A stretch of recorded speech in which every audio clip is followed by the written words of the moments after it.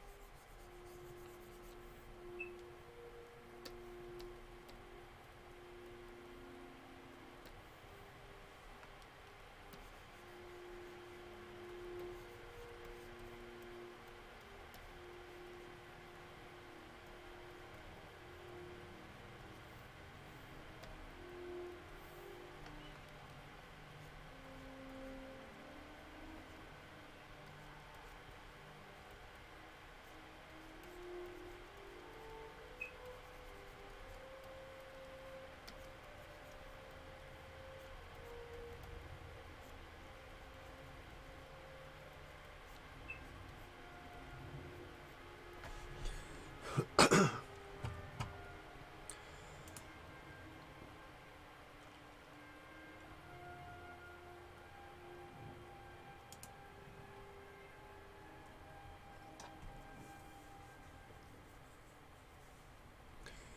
guys, feel free to post in the comments there if you can hear me okay, and I can talk through a bit of this if you'd like.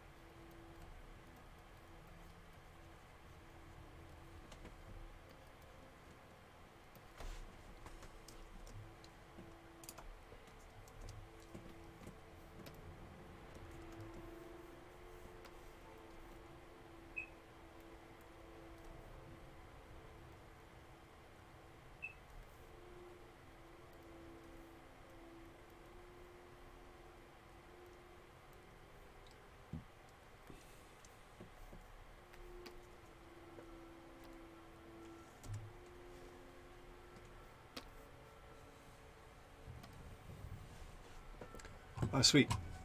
Welcome Fosco94. Thanks for popping along.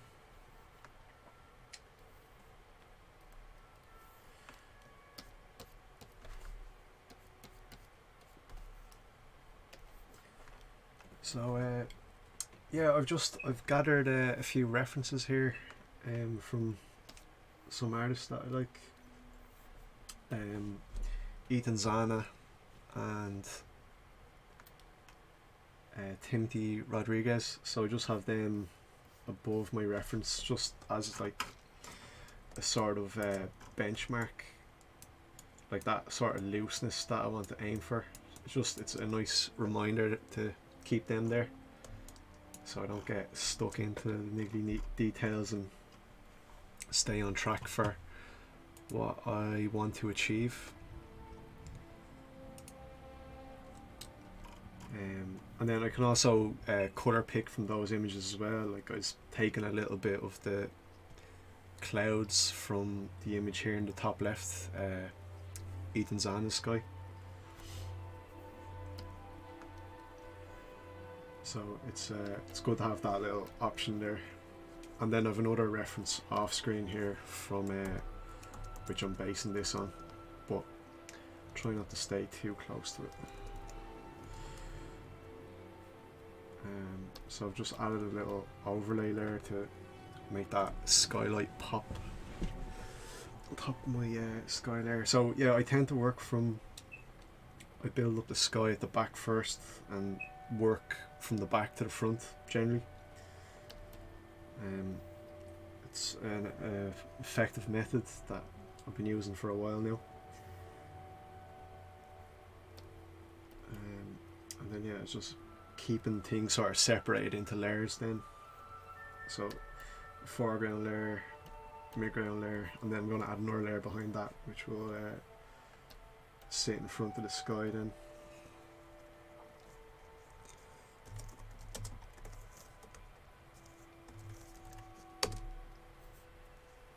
So yeah, just staying fairly loose at the start to establish all the shapes. So I'm going to get a little mountain range in the back now, and just using the lasso tool to make sure it's a nice clean selection.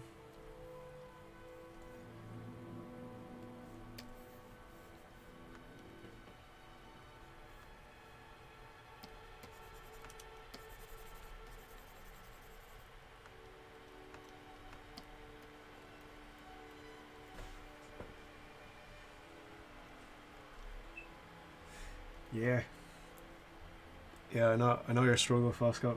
It can take a while to figure that out and how to use them. Like starting off, just try and do something a bit simpler. You know, that's one of the reasons I'm doing like a mountain range at the minute. It's a bit of an easier challenge to tackle because like this is my first stream, so I didn't want to have too much of a daunting task in front of me. Now it is still a challenge, but the difficulty level is a little bit lower than some of the other images that I'd be studying from. But yeah, it's about building up the experience and the confidence, and it just comes with time, really. There's not really any magical shortcut.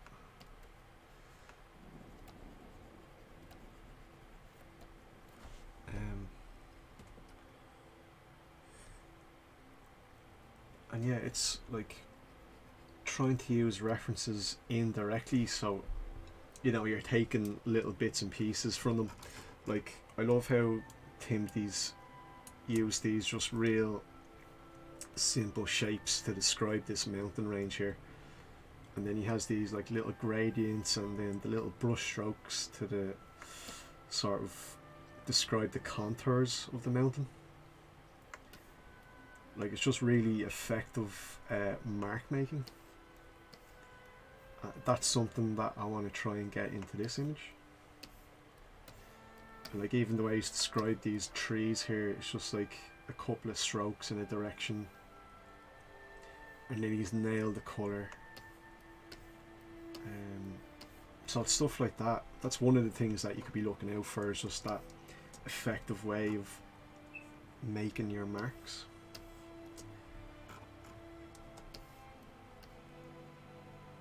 And then like if you contrast this, then like Timothy's image here, it's just like all the detail is here, so this is where the focus is, and all the mountains back here are lost in mist, so obviously there won't be as much detail, and it's a lot more suggested than it is in the other image.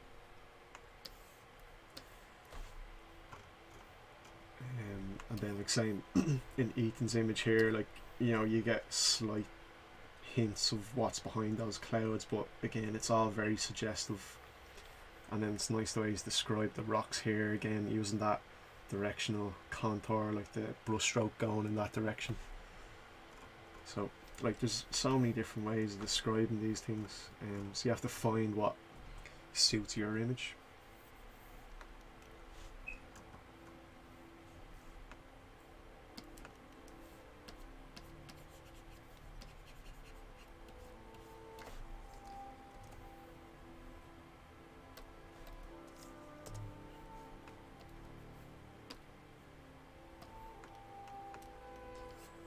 So I'm just adding in another bit of soft light behind that mountain range back there, just to make those mountains separate from the back.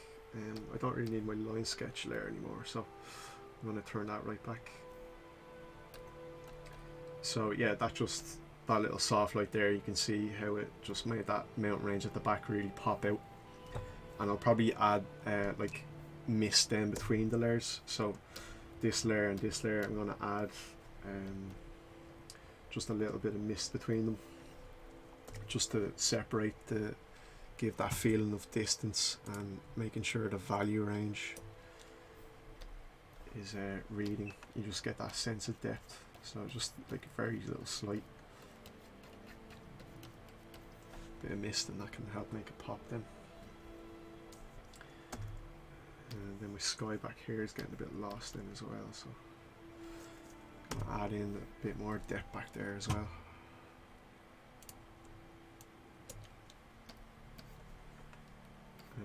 So I'm using John Park's tool set here, in case anyone's wondering, and then I have Swang's brushes from his Learn Squared course. I think he's made them available on his ArtStation.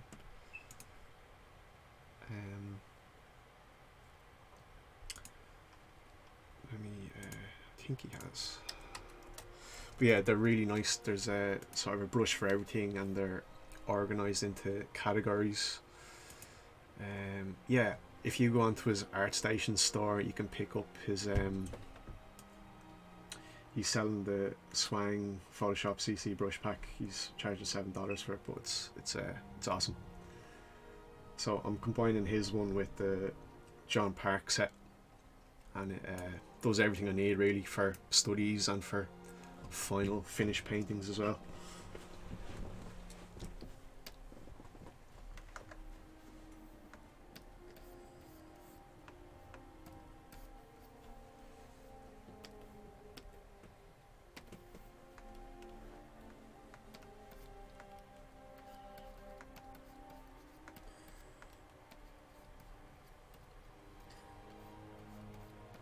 I'm trying to not make too many brush strokes and just keep it relatively simple, not get lost in the details.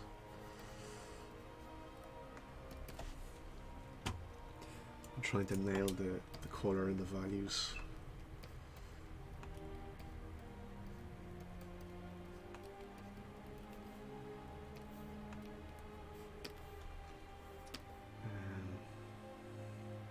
And then yeah, this is a really cool technique that I got from Ethan Zana for doing clouds.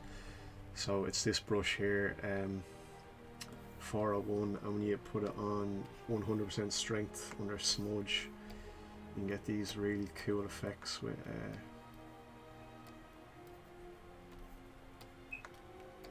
especially for making clouds. Sort of smudge the paint around and it gives this real nice cloudy effect.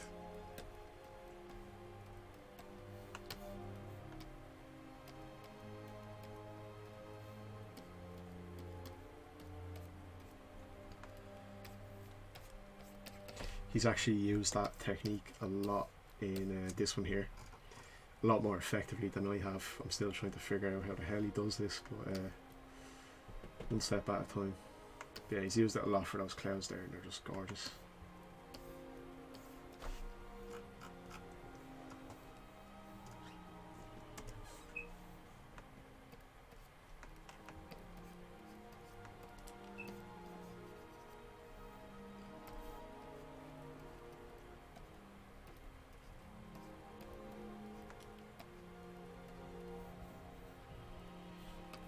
And then I'll combine that with one of John Park's smudge tills. It's this one, JS7.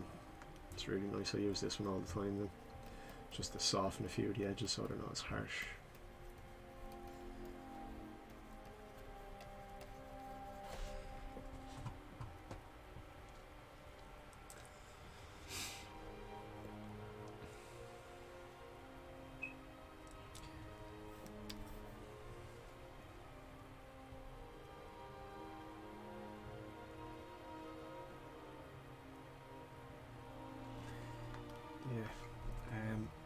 Yeah, when you're starting off though, like I try and limit the amount of brushes you're using as well. Like you don't want to sort of overwhelm yourself with the amount of brushes you're using. Like, you know, I tend to just use these couple here from Ethan Zana, and like I experiment from time to time with the swang brushes, but like this set here is mostly what I use. So there's like maybe 20 brushes there, 16, but out of those I'll only be using maybe 4 or 5 for the most part. So yeah, it's not something to get too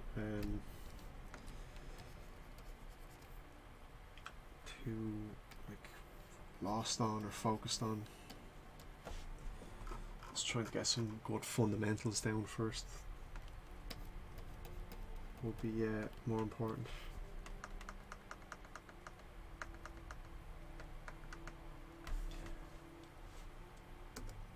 But yeah, Swang has some vegetation brushes in his pack, and they're pretty cool. Yeah, he has a nature set there, and there's a ton of different plant shapes that you can use and sort of just stamp into the image. So yeah, they're pretty useful.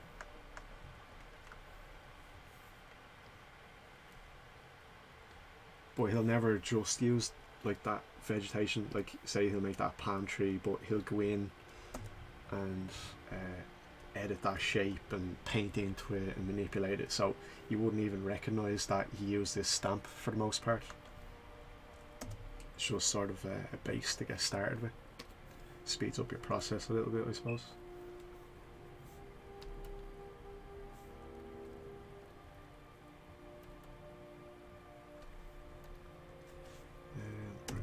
to the focal point, which is this mountain. So another cool thing is the custom shape tool. Now I got these from John Park, and basically you can use them, like, you know, he's got buildings and he's got trees and like sort of rock shapes. It's super slow though, it's the only issue. And like I have a pretty powerful laptop, so maybe if I make it smaller. No, it's too small. Small thumbnail. Yeah, that's easier. So I'm going to find a rock shape and stamp that into my mountain. I'll create a new layer first. So you can see you get this really cool rock shape for free.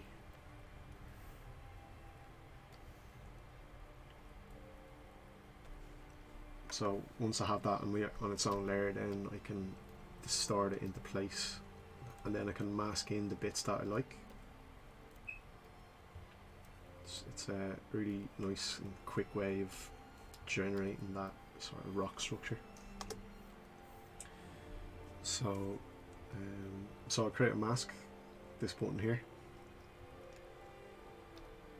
and once I have my mask selected, I'll press Control I to invert the mask, and now I can grab a little soft brush maybe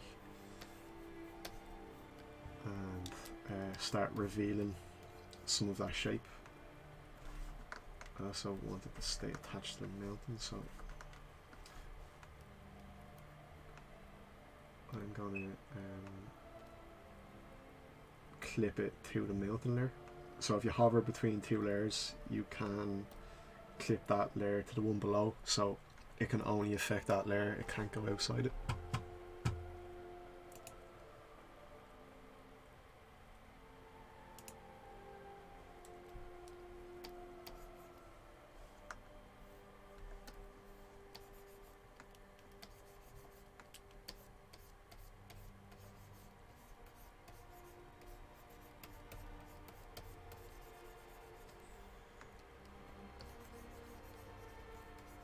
And where are you guys coming from? Is it Instagram that you saw the post on?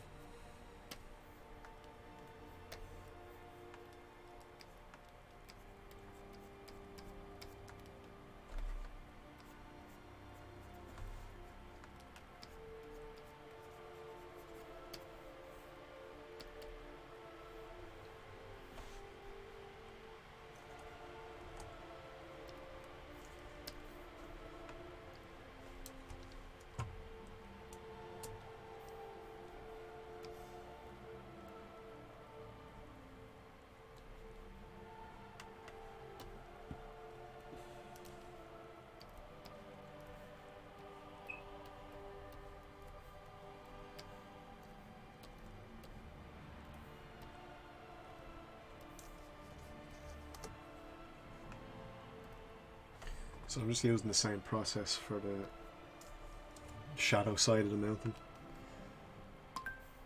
And just use a soft brush to get a little gradient on it and get it into place. And just get that nice little rock texture in there for free, rather than going in and using the lasso tool and trying to generate those random shapes.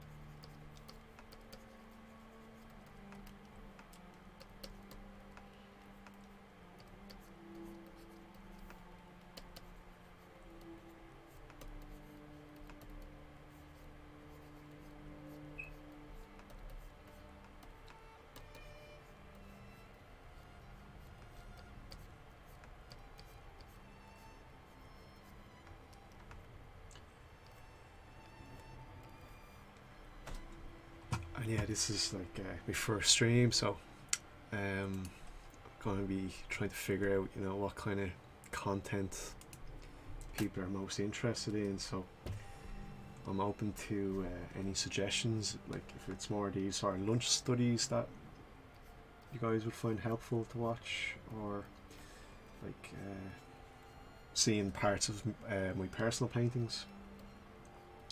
I have a personal painting in progress here I can show real quick. So I was building this one in for a theme based on like a festival. So this is where I'm at the minute. Like I'm just coming out of the 3D phase, and I'm starting to block in some textures and getting the general gist of the mood of the image. So I want it to feel pretty busy and quite festively, if that's a word, like a real festival. So we need to make it feel busy.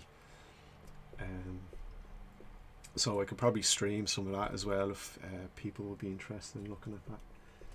But again, like the process is pretty slow. So but I can show like snippets of it maybe. That was my base out of Blender. I used the Eevee engine, and I just took a screen grab and started going from there. Started building up the textures and separating out the layers. So it's still very early days, but yeah, that's where it's at.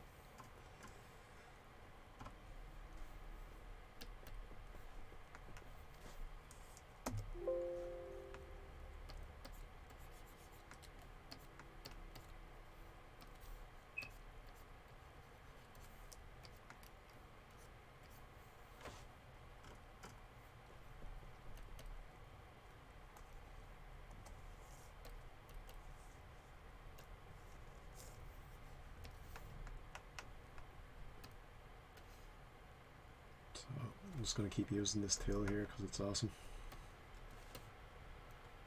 Just getting all this free rock structure.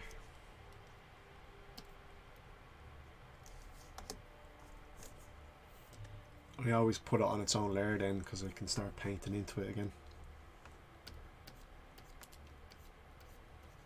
Like I don't have to stick to those shapes.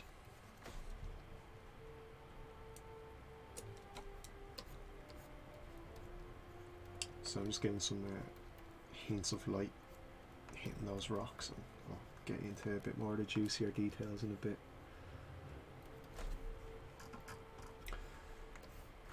So I want this to be a hard edge, so I'm just going to come in with the lasso tool.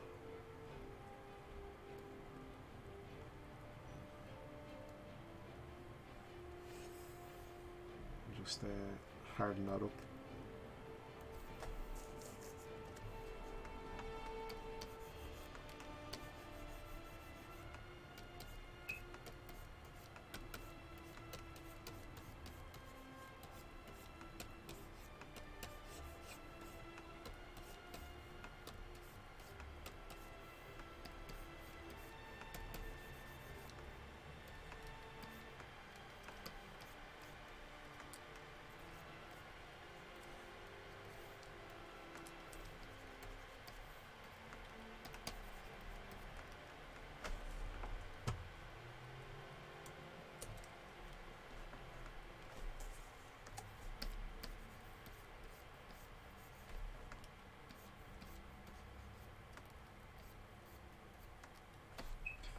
Just getting some hue shifts then in the snow and the shadows, giving it a little bit more atmosphere back there.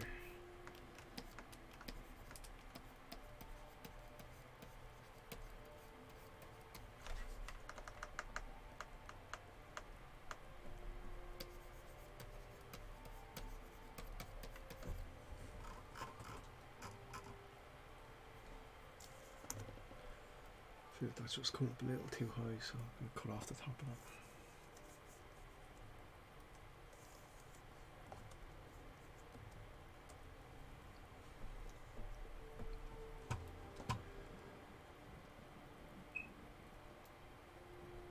that. Thanks Fosco, thanks for tuning in. Appreciate you popping along.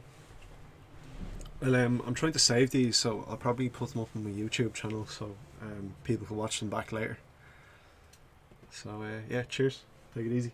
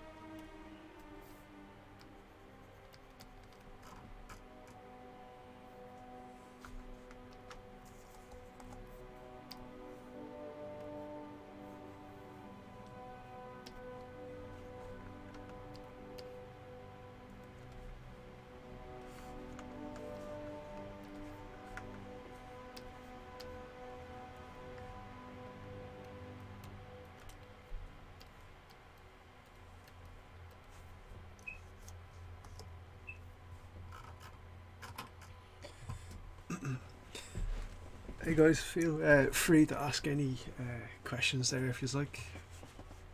If you want me to talk about any aspect of this, let me know.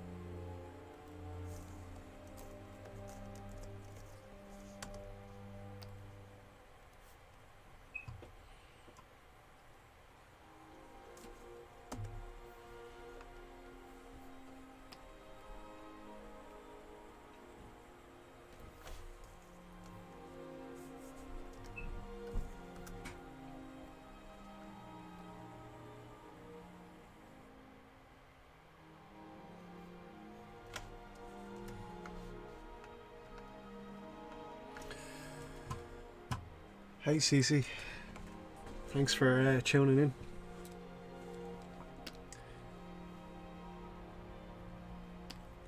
Where did you discover the stream? Was it Instagram?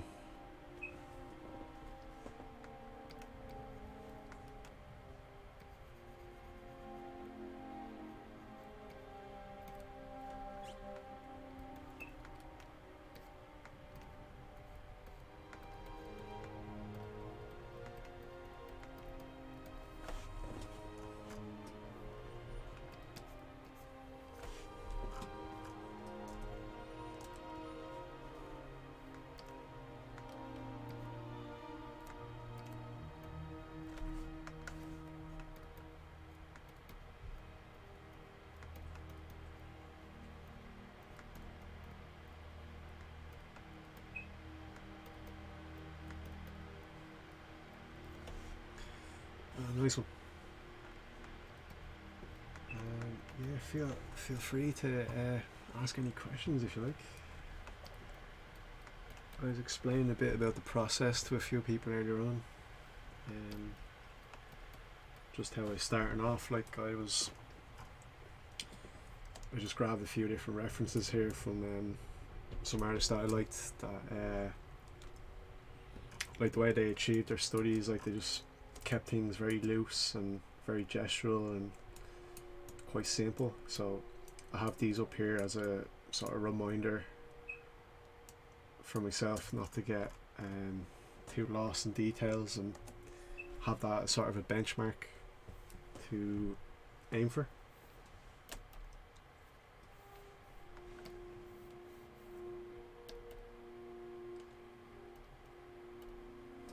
I have most of my stuff blocked in now, so I just like I could leave it here, but I'm going to do a little bit more on it. I want to have a mess around with the clouds and that, some more details. Like if this was just a colour study now, I'd probably, well, it is a colour study, but like I probably would leave it here now, because I've gotten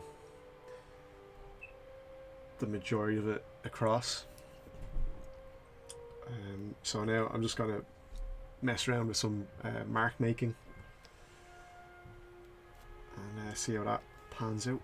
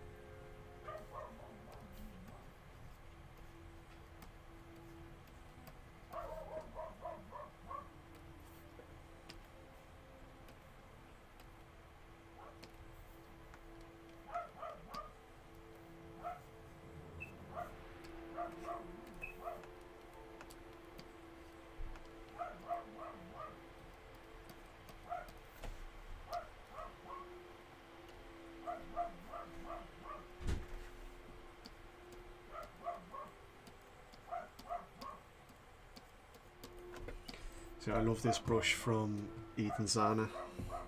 It's this one here, 401. When you use that with the smudge tool and put it on 100% strength, you can get these really cool effects with I need to turn on sample on layers. You can get these really cool effects in the clouds. Sort of push the pixels around really nicely. Super cool. But I'll often combine that then with some of John Park's tool set, just to soften some of the edges, because it can give some harsh marks at times.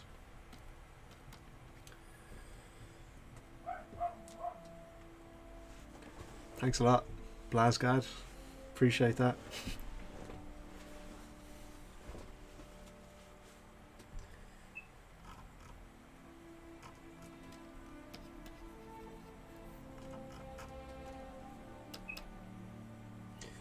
So yeah, I'll be hoping to do these streams more often. Try and stream these lunch studies, and I want to save them onto YouTube. Where can I see your portfolio? Oh shit. Oh, sorry about that. I'll post it in the comments here. Yeah, I see the links aren't working now. Thanks for the heads up on that. I'm a big fucking noob to Twitch.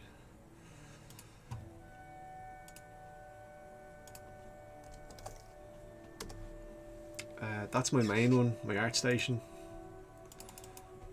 And I post more sketches and stuff on my Instagram, and I'll also be posting mostly on Instagram to let people know that I'll be doing streams and that. So how do you go about choosing your colours exactly? Do you use the techniques such as gamut mapping like James Gurney does, or what is your approach usually? Yeah, I've never really used gamut mapping. I'll often just build a mood board, and I tend to colour pick from that. Or I'll get some real world reference. I might colour pick from that then as well, and sort of amalgamate all of those references into one image. Gamut mapping is something I'd like to play around with though. I'd need to read up a bit more on it though. A lot of it, what I've been doing is just by eye, and like I'll have a mood in mind before I get started. So yeah, that will determine then what direction I'm gonna go with my colours. But yeah, gamut mapping, like, it seems awesome. I've seen a few people using that. It looks really cool. What's his name? There's one artist in particular on ArtStation. His name. Oh, Junan. Let me see if I can pull him up here real quick.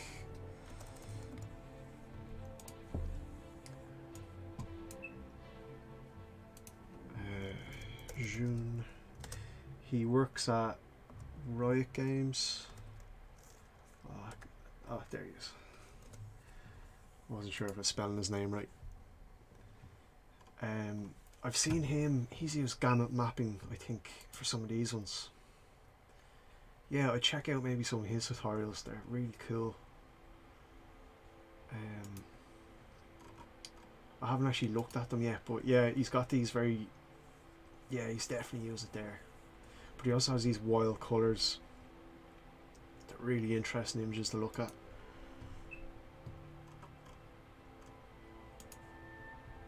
I'm a big fan of his work. So yeah, I'd recommend checking him out. He's got a Gumroad, as far as I know. Yeah, he just puts his stuff on Gumroad. So yeah, definitely check him out. And awesome, thanks Blasgad. Appreciate the follow on ArtStation. And yeah, I am looking.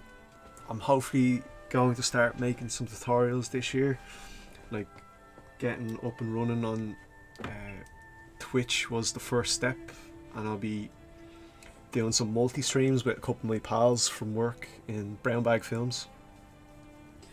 So yeah, the three of us together will be doing these multi-streams and hopefully talking lots of art-related questions and, you know, daily studies and how we go about making our work, all that kind of thing. Yeah, I bought myself a proper mic and all that, so yeah, these are just the first steps. It is something I want to get into. But yeah, one step at a time. And also getting used to talking and painting is a skill I need to build up as well. But yeah, this has been a lot of fun so far. Helps me to concentrate. I'm a fucking devil for procrastinating at times and floating onto Google, YouTube while I'm painting, getting distracted. I find this really helps. Helps me to concentrate. And same with my two mates in work. They find the same thing. Just keeps you engaged with the work, like. And I'll probably show a bit of my process as well for some of my personal work. So you see here I'm working on this other painting. It's based on a festival theme. I'm only at the beginning stages of it, but so yeah, this was I'm working off a 3D base out of Blender. I was actually doing an Ethan Zana tutorial in 3D Coat, so I built those huts in 3D Coat, and then yeah, I've been learning about Blender and the Eevee engine, so I've been sort of compiling all that knowledge into one image. So yeah, this is that image. So like the Eevee engine's incredible. So this is a screen grab from the just the viewport in Blender with the Eevee engine switched on, and I learned how to make a few lights and using a HDRI sky in the back. So yeah, this is an incredible base to start working from. So yeah, I'd like to maybe, when I develop that workflow a bit further, I'd like to put out maybe some basic tutorials on that. That would be pretty cool. And if you guys have any suggestions on what particular content you'd like to see, I'm all ears. So that was awesome. I would love to see that. It's very valuable to be able to reach out to professionals whom I admire. Very inspiring for me as a student. Thank you. Appreciate that a lot. Did you use Photobash for the personal piece? This one? If you're referring to that, I did. So I'm dropping in some textures of some photos that I took in Thailand, and I was just dropping in some of these textures as well. Like I got this sort of straw texture. Now I'm painting into it as well. It's a sort of collage, but it just gives you that base to work on. So yeah, you're trying to find that balance between paint and photo texture. Ethan Zana is the man at this, if you're familiar with him. That's what I'm always trying to aim for, but it's a fucking long path. Like this stuff's just crazy good.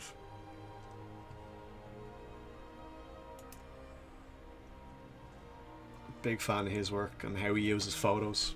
Like, you're not sure what I'm aiming for is, you're not sure what's photo and what's paint, and it's this sort of ground between those two that I want to aim for. So that's the sort of goal when you're using photos, and it's a very hard thing to do. And like here, it's just incredible.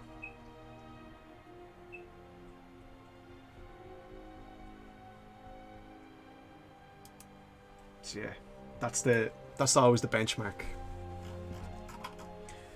So I'll get back into a bit of this.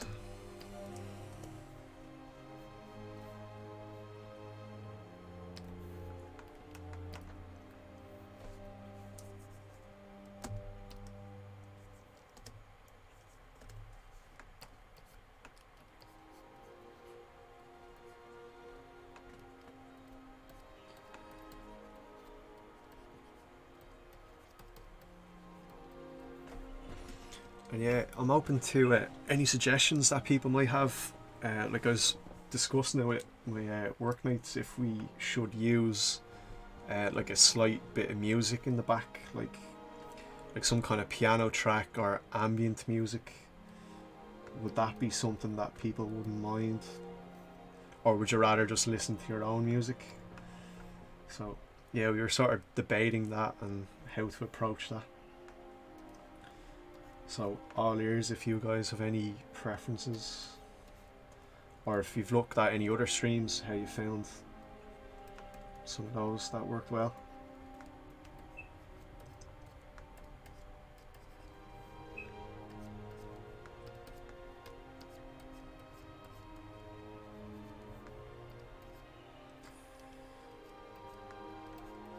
So I'm just going to work into this focal area, play with the shapes, make them a bit more appealing. They're kind of shitty looking at the minute.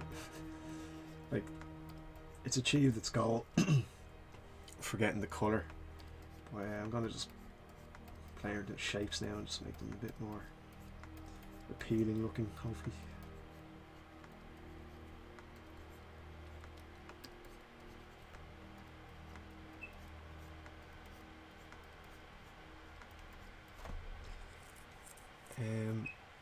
Do you do the same type of environment art at the studio you're working for?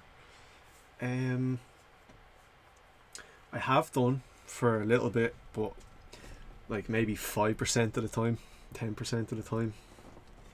I'm a matte painter there now, so I'm doing a lot more. Like I am doing a bit more background work and colour work. At the minute, I'm doing a lot of texture callouts. So yeah, it's it's hard to say. Like it's very mixed, the work you get. Like it's a lot of that typical production work.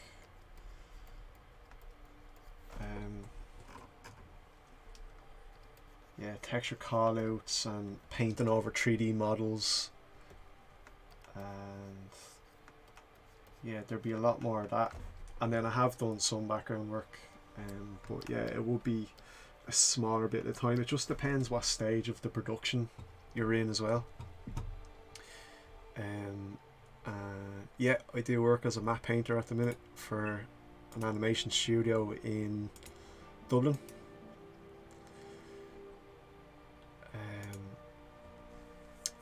It's called Brown Bag Films. So I'm working on a show for Netflix at the minute, and it's a ton of fun.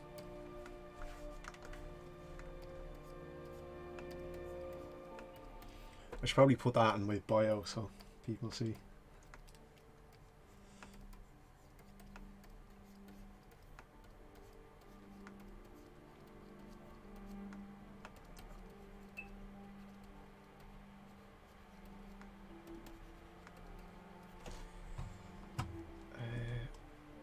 Oh, nice, the Trine main theme. That would be a cool track to use. I just wonder, is there copyright issues with that? So we'll probably have to use royalty-free music if we're going to have music in the background.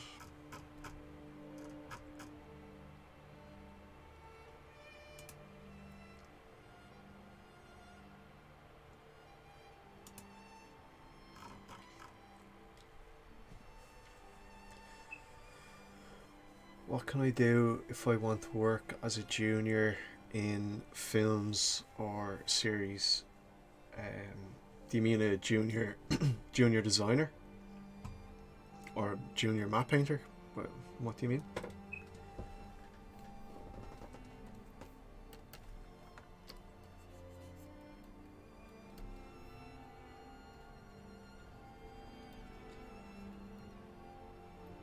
Junior matte painter. So yeah, I think they might actually have a job post up now. I know they were looking for matte painters. But yeah, obviously having a very strong understanding of colour. So that would be, so you might take a scene and show that same scene in 4 different types of light. That's one really nice thing to have in your portfolio, which will catch directors' eyes. And yeah, just really showing like what are you interested in painting, having a mixture of styles, you know, some more stylized work, some more realistic work, and then somewhere in between that as well. So yeah, having that can show that you can adapt to a variety of styles, because the productions in these studios often change quite a lot. So you'll be going from one show to another, or you could be working across multiple shows at once. And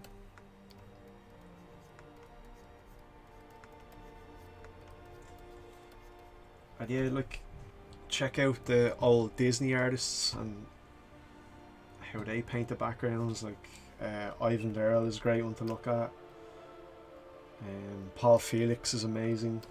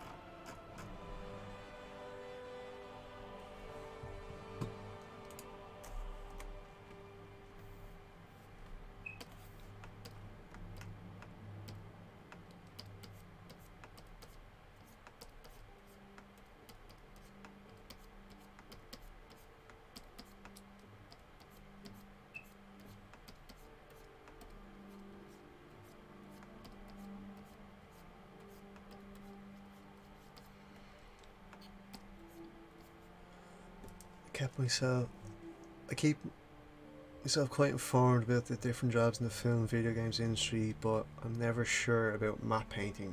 Does it necessarily involve photo bashing, or what does it entail? I think for animation, like the position I'm in now, you should be able to do both. Ideally, you can paint realistically without using photo textures, because when you're in studios and you're using photo textures, you can run into copyright issues and that. So, like, they're not too keen on their map painters using photo textures in case there's ever an issue with copyright. I know, like, for the most part, people will cover up their photos, but it's just something they're not particularly comfortable with.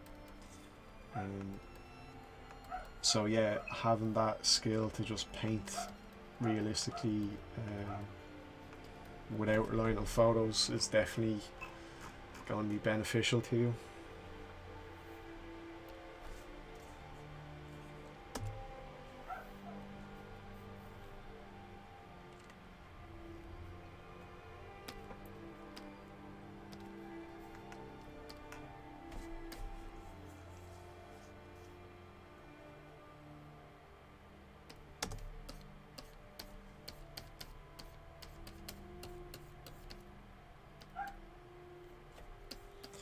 So I just wasn't happy with the bottom of that mountain there. The colours are looking a bit muddy, so I've just used a bit of an overlay layer to manipulate that.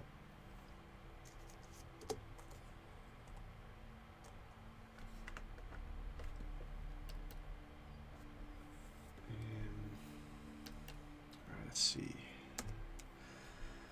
I might try and punch up this area in here with another. See what we can do.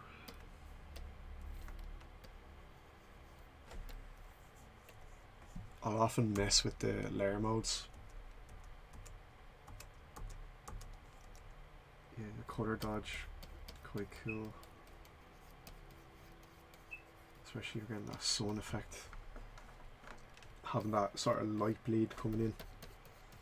Yeah, this is obviously really overpowered, but I will turn that down a little bit now. gives that extra glow opposed to what I had before. Yeah, that pop is nice now. And then yeah, you've probably heard this a lot, but flipping your image back and forth is always nice to keep it fresh.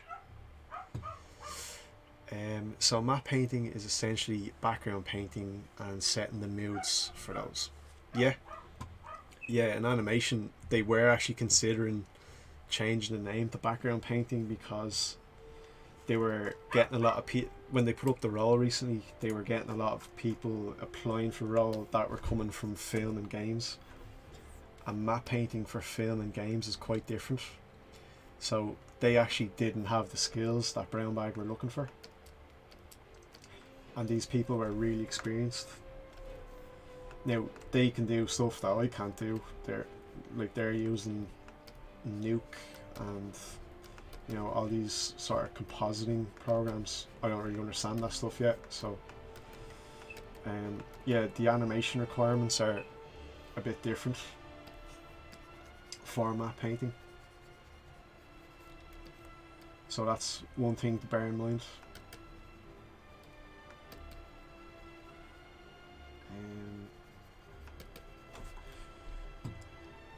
3D is necessary. Yeah, having some basic knowledge in 3D is going to be really helpful for you, even if you're just going for a 2D design job. Yeah, just having basic 3D knowledge is really helpful. When I joined the studio first, I was put on a show. So I came out of college and I started work on a show in Brown Bag for Netflix, and it was like, it was day one of the show. I got in at the start and it was quite a stylized show, and I ended up doing a lot of prop design. So now for the most part I was able to draw these props, but like some of them were super tricky, like really complicated, mad looking props, so I'd have to do a turnaround of those props. So I was in a 2D designer role, so turnarounds are a big part of that role, where you're showing what a prop will look like from multiple angles. So I would often block these props out in Blender, so all I had to do was go in and screenshot the prop from multiple angles, and I had my turnaround done. It was just a case of doing the line art over it, and I might have a simpler shape in 3D, but just something there to represent the idea of it. So yeah, that was a really big lifesaver for me. I would have had a nightmare otherwise with some of the props. So yeah, having that skill there as a backup is super useful. And like now, even like being able to I can open up Blender here really quickly, maybe show you. Like just being able to block things out in 3D for personal paintings. So I've been learning 3D coat, and like that's what I built these walkways in, and like the huts and stuff and the mountains in the back. So the scene just looks like chaos from another angle, but from that one angle that I'm using, it's everything's in place. But like using 3D coat then to build all these things, and it just opens up a whole new world in your art. And it's a really great skill to have, and it's really becoming the industry standard now. And like just having that as a base then to paint on is incredible. Once you figure out how to use your lights and figure out composition and get the textures in there, yeah, it's all really helpful. But don't neglect your 2D skills either.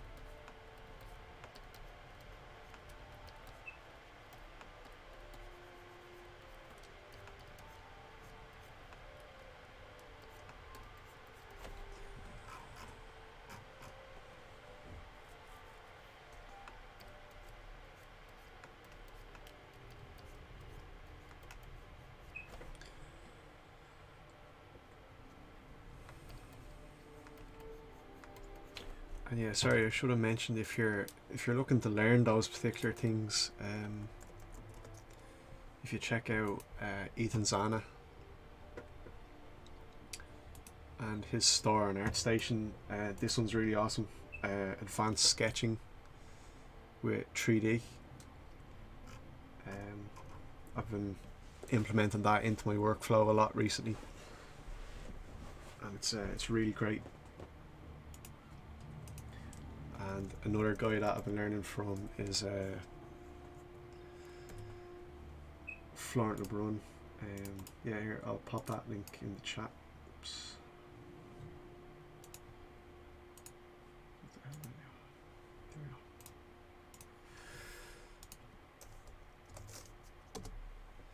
Yeah, that tutorial there is awesome. You will need 3D coat though. And Florent Lebrun.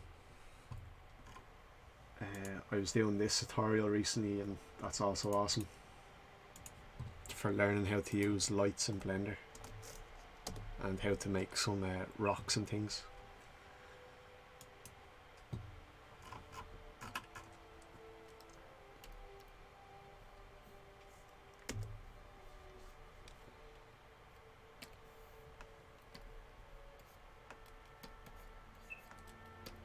So I'll probably just do another 10 minutes on this one and then finish it up.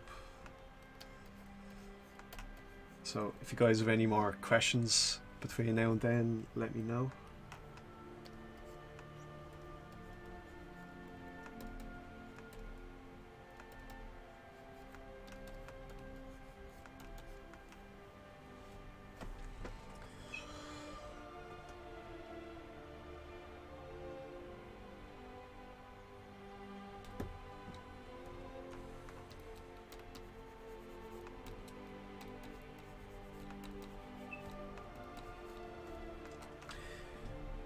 So what type of work should I put in my portfolio as a map painter to join to the job? Only mountains or something else? Or can I put in some guys in the map painting? Well, yeah, having scenes and having vistas and different types of day. Like if you go into ArtStation and look at who would be good? Samuel Smith is really good. He's got a mixture of characters and like landscape scenes. Like you want to show variety. You know, so he has these really cool, you know, animation friendly scenes, beautiful colour, and these sort of keyframes. Like all this stuff is really great and will be effective in a map painting portfolio. Like just showing that you have a good idea of composition, colour, design, perspective. But yeah, having a mix of stuff in there. I wouldn't just have mountains. You need to show a variety of subjects. Just like whatever you're interested in. Like I probably had like around this sort of portfolio when I was applying, so I had a mixture of stylized stuff and some more realistic stuff, and then this Ivan Darrell sort of style. So they liked seeing that mixture. So they had a good idea if I could adapt to maybe a couple of different shows.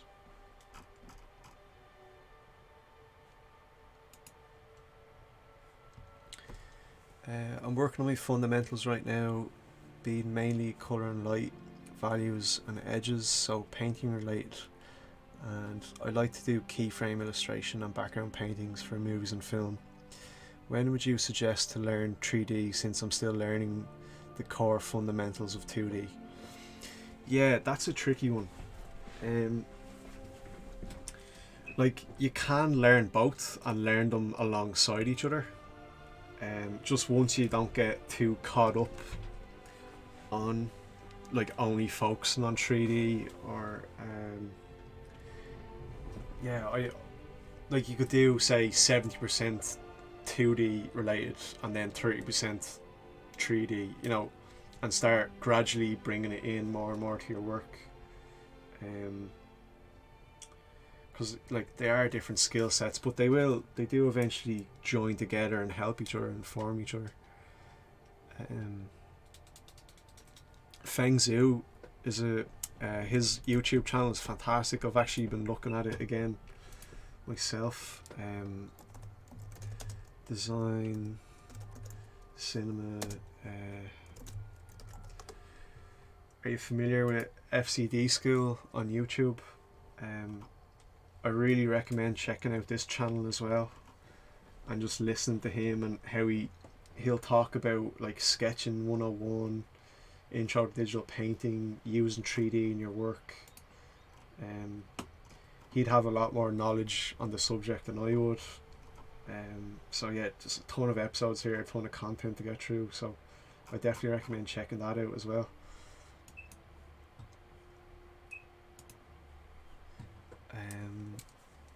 Can I show you what I do, and can you tell me your opinion about that? Yeah, no problem. If you want to direct message me on Instagram or whatever, that's no problem.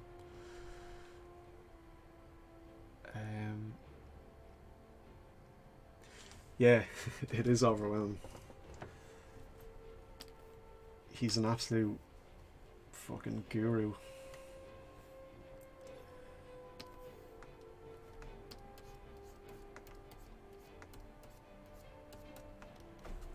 Alright, last few little changes on this.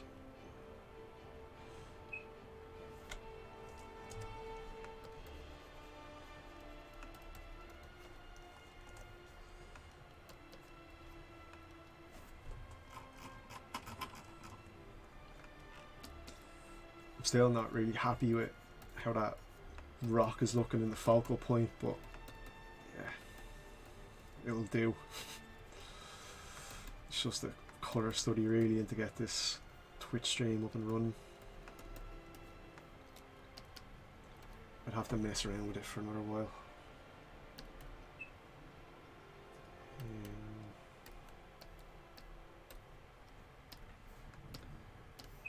Let's try this.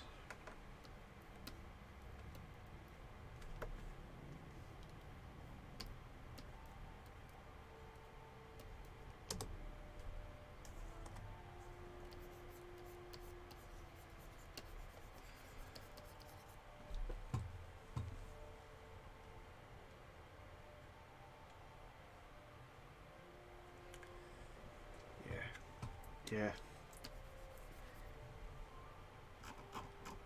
Ideally, you should try and focus on design before painting skills. According to Feng Zhu, anyway, that's what you should do.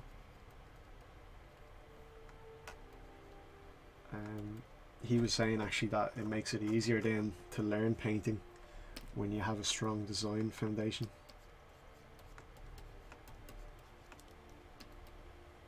It's something I need to focus on myself. Like, there's just so much stuff to learn. It's never ending, really.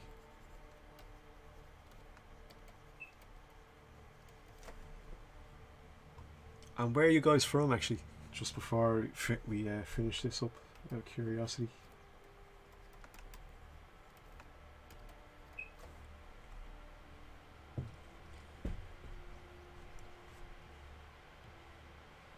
Yeah, Nathan Folks is awesome. His colour work is outstanding. He's probably one of the best out there. I took some of his schoolism course. It's really good. Awesome, France. I hope you can understand the thick Irish accent.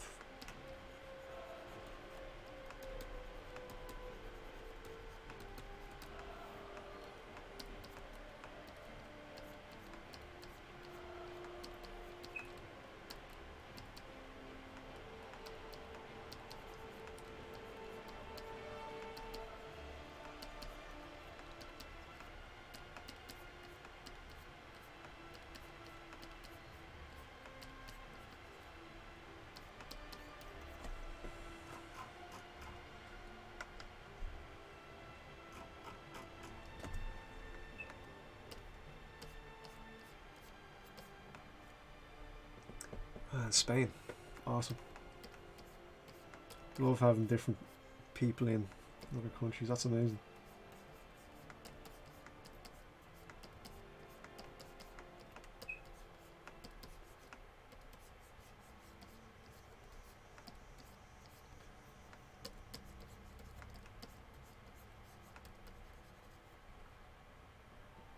Oh, sweet. Yeah, some people in work find it hard to understand me. We've quite a mixed culture in work, so yeah, I'm used to people not really understanding my accent. I have to slow it down a bit. So the Dublin accent's quite strong.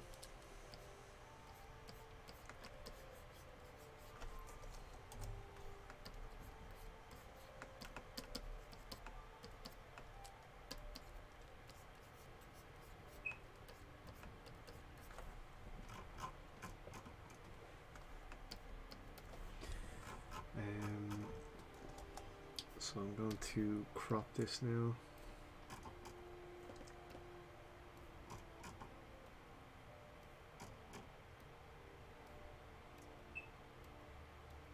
Good.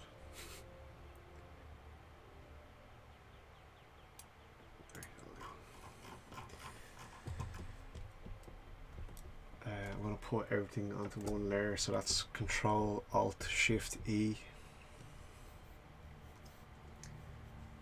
So I just want to mess around with the smudge still. Fuck around with these clouds a bit more.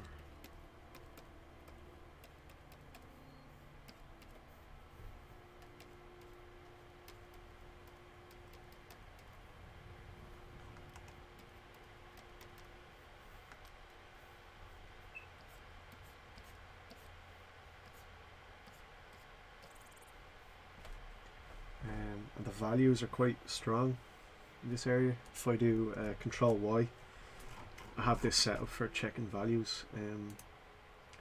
So if you want to set this up on your own Photoshop, you want to go to View, Proof Setup, Custom, and you'll get this box that pops up.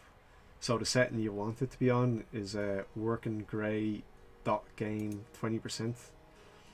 I can't remember which one the default is, but it's not an accurate it's not an accurate way of checking. This is the most accurate way of checking your values in Photoshop. So when you have that set up, then you can just press Control Y to quickly flip back and forth. And yeah, thanks Blazgard. I'll have a little quick look here.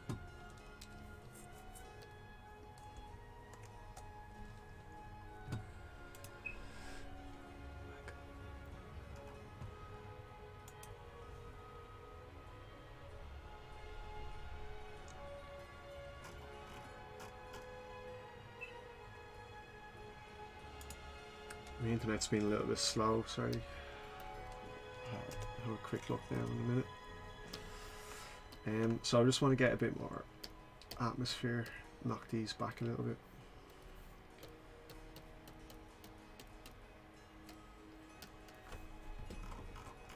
Might be cool actually to get in another layer here and bring in some more cloud, push the scale of the image. So I'm just going to paint behind this, so I'm going to do a layer via copy. Alright, no, select inverse and just paint in a few clouds. Let's see.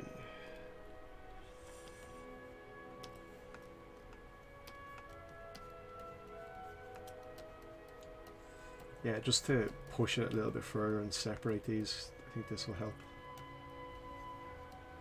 I'll come in there with my cool smudge brush and fuck around with these. Not that one.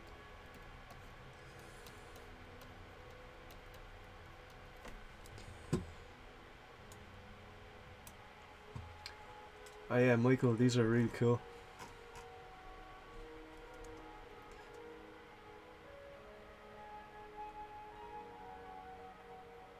nice. Yeah, these are really cool, man.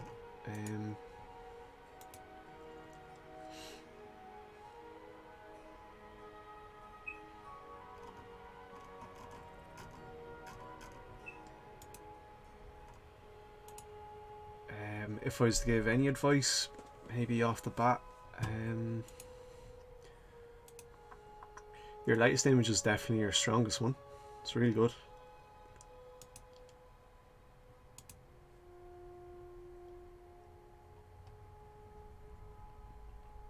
There's a nice sense of storytelling as well in the images, which is great. But yeah, I think having a bit more 3D knowledge might help, and you'll be able to place those characters in 3D, and sort of the staging might be able to be improved a bit as well.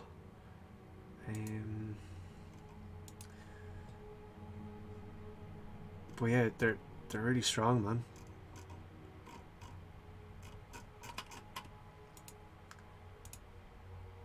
I'd say, yeah, just keep pushing. Check out Feng Zhu's channel, White Tech Fuss as well. Your work sort of reminds me of his.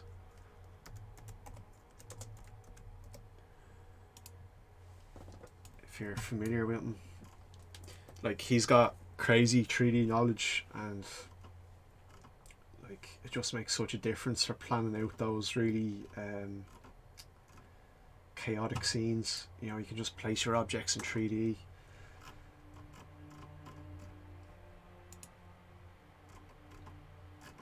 Let me see. Yeah, but yeah, he's also got crazy 2D skills as well. So yeah, I think it's just a case of keep pushing, man. Keep practicing, keep putting the work out. Because you can see there's like a huge improvement between like the first image in your portfolio and the latest one.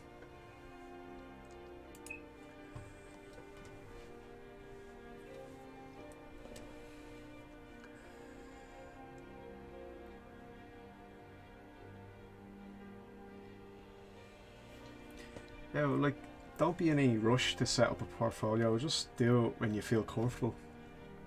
Even just set up an Instagram and start posting sketches. There's no pressure on getting an art station going. Or it's like what I did in the beginning was I set up an art station, and I'll continually take work down when I feel it's not as strong and it's bringing my whole portfolio down. So you can always have that approach as well, and just continually update the portfolio.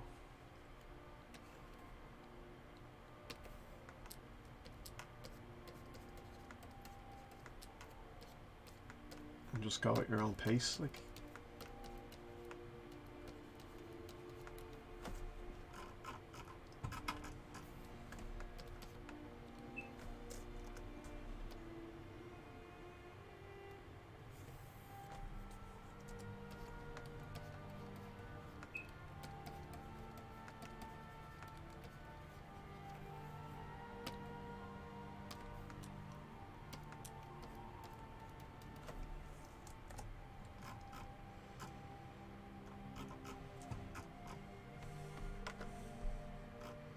Yeah, I think I like it that way.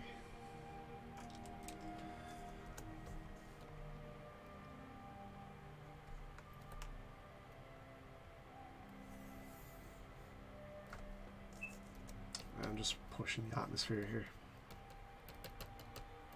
I just feel like it's a bit further away than it was before. I could probably pop this a little bit more.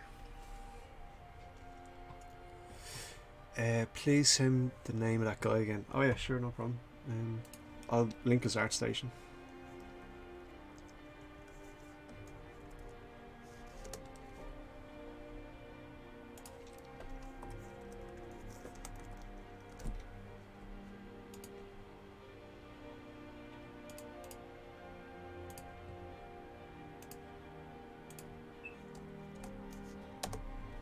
There you go.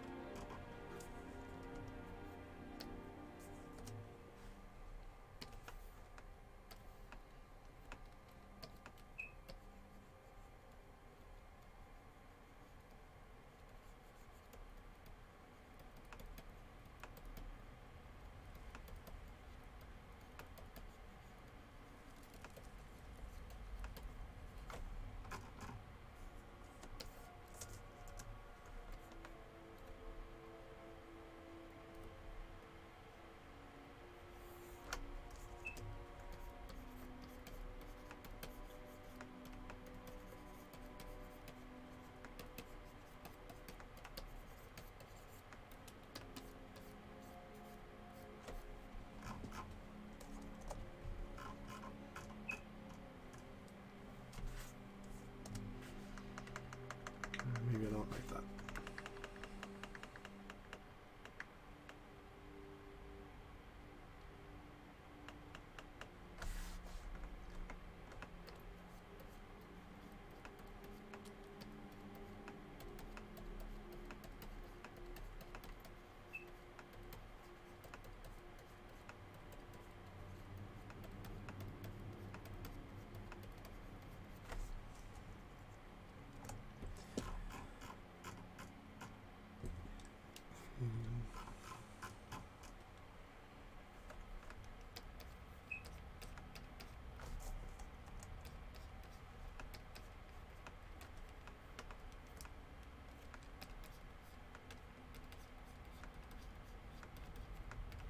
Just breaking up some of these lines in the clouds.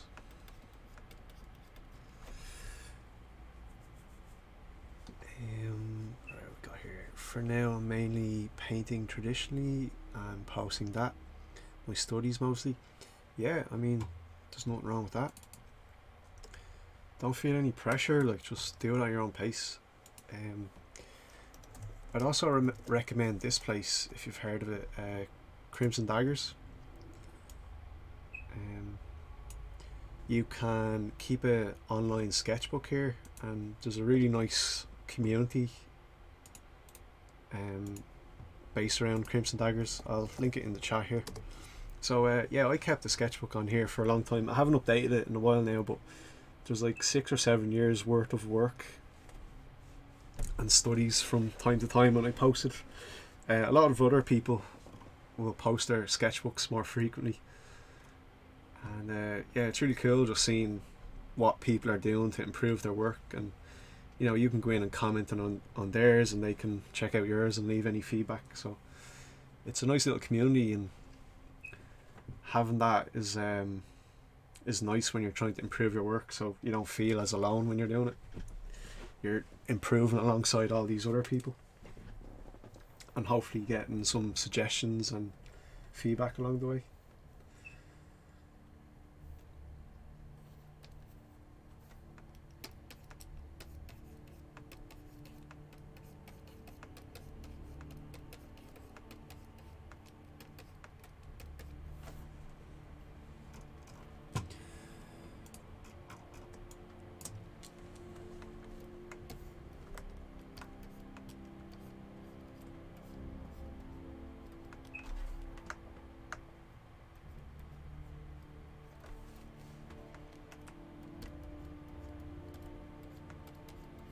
I'm just going to push a couple of highlights here. I know I said I'd finish up about 10 minutes ago. Here we are. It's hard leaving painting sometimes when you keep spotting things.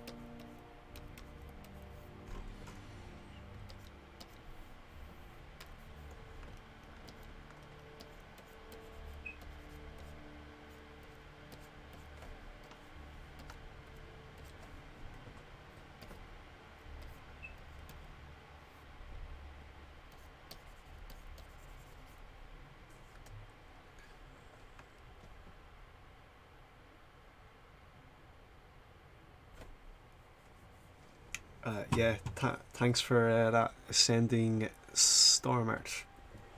Yeah, a few people pointed that out to me, so I'm gonna fix that after the stream here. Appreciate you pointing that out. I'm still a fucking Twitch noob, so I need to get my shit together.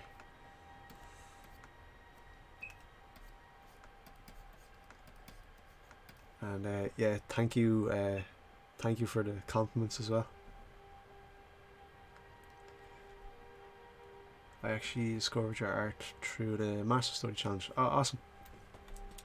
Yeah, a lot of people seem to have came onto my page when I was doing that challenge. It really blew up.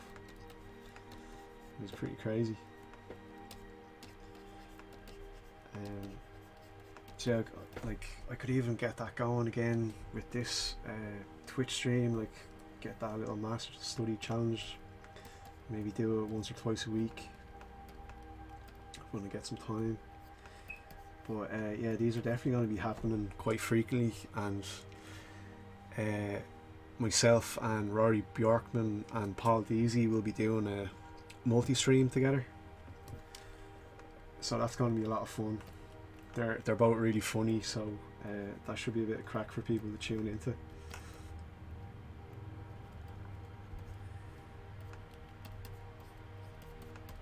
And yeah, you'll be able to listen to us chat shit about the art industry and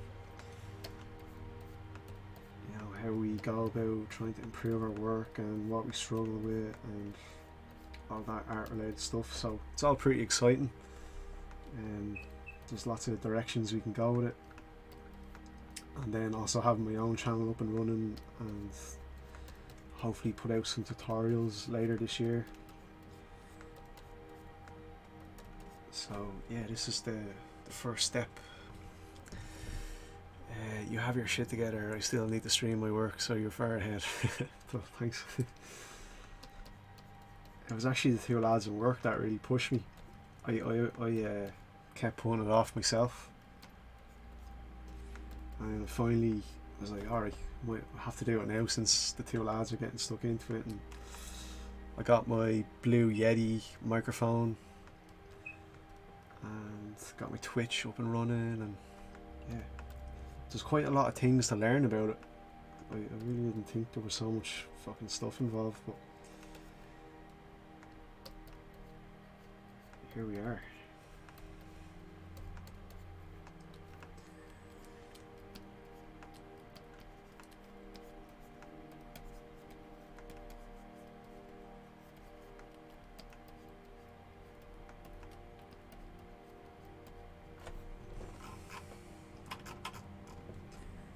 This cloud is still really bothering me.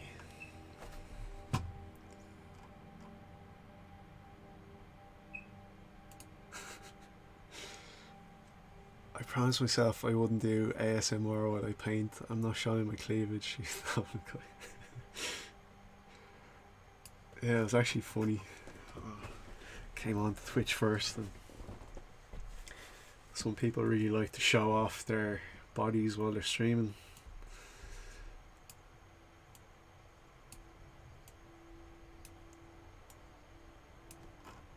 There's definitely a market for that, it seems.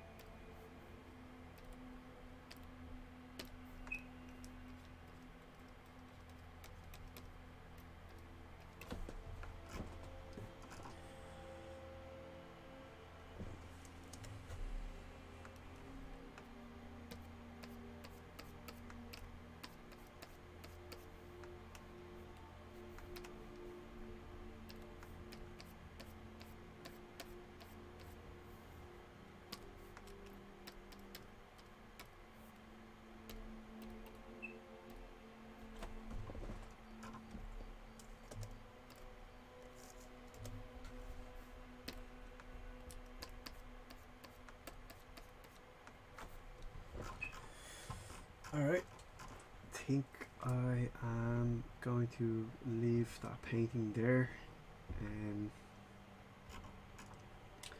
that'll do for today's little colour study.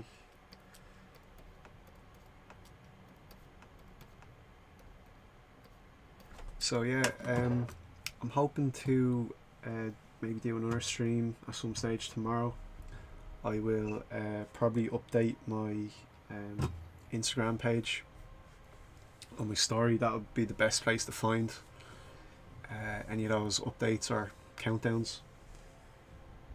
And then we'll hopefully be doing a stream with the two guys, Paul Deasy and Rory Bjorkman. We'll be doing a multi-stream hopefully very soon. What are any other questions here? Is this a personal piece for a client project? No, this is just a study, just to start off the stream. This was just to get it up and running. This is another personal piece that I'm working on. I might do a bit more on that tonight. It's based off a 3D base in 3D Coat and Blender. So I've just started painting into that now and getting textures in there. There's a bit of a delay on my Twitch, so oh yeah, there we go. So yeah, it's going to be a festival of some kind in like a fishing village, so I'm just planning that out at the minute, getting the sort of mood and the general shapes and things in there. So yeah, I might even stream a bit of that at another stage, like one of the parts of this process. So yeah, thanks for tuning in, guys. I'm gonna get off here and take a break. So yeah, I really appreciate you tuning in, and hopefully you're able to pick some things up.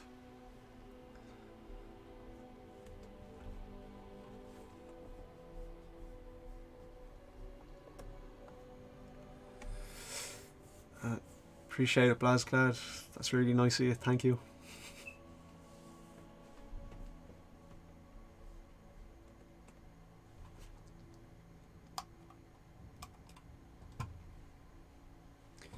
Yeah, no problem. Thanks, Cece. Appreciate it.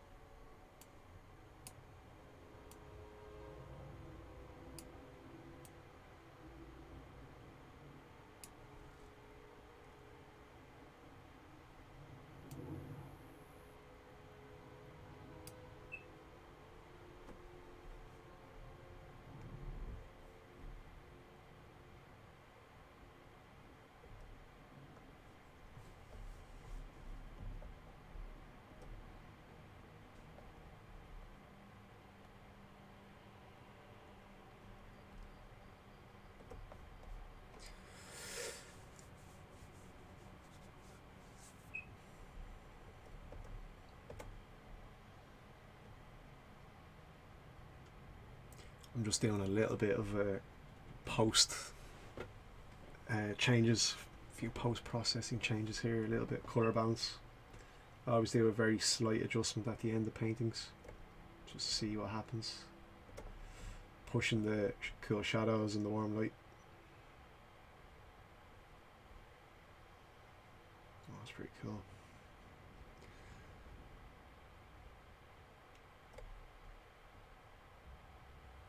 Yeah, that makes quite a difference. Yeah, just that extra little pop.